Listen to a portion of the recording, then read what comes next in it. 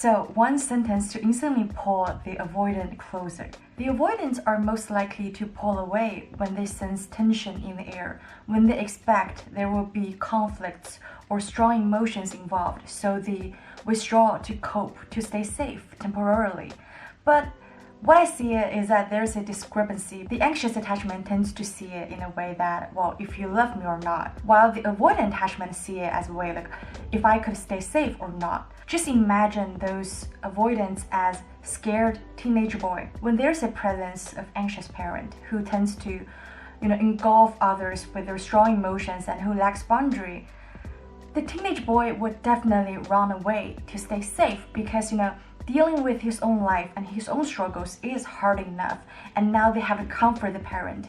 They have to absorb the anxiety from the parent, so he learns to cope with this horror by hiding until the storm passes. And not knowing how big the storm is, or not knowing how long the storm is gonna last, will add to his anxiety and fear, and the longer he stays that way. Now, all you gotta do is to show them, number one, that you are safe, you are not the source of his horror.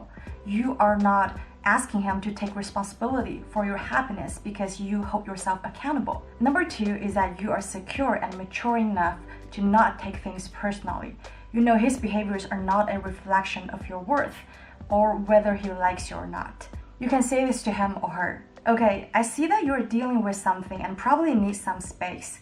I'm just gonna go and watch TV right now, so let me know if you need anything from me. To make it safer or even more reassuring for them, you can add this. I'm always gonna be there whenever you need me, or I'm happy to be a listener and handle whatever it is with you. Just whatever you often say to make them feel that you're not taking things personally. This creates safety and attraction, so the avoidant is more likely to reach out to you, to come back to you whenever he feels or she feels safe. By doing this, you're actually throwing the responsibility back to them because you are separate individuals and you need to be accountable for your own happiness, and you're not making decisions or living their lives for them. They've got their lessons to learn. They have got their healing to do. If you are scared of distance, space, or uncertainty, if you get constantly triggered by that, you've got your healing to do. You need to work through whatever emotions that are getting triggered, and also you need to, really dive deep into your abandonment narratives or your worthless wounds. This is especially true if you have attachment trauma.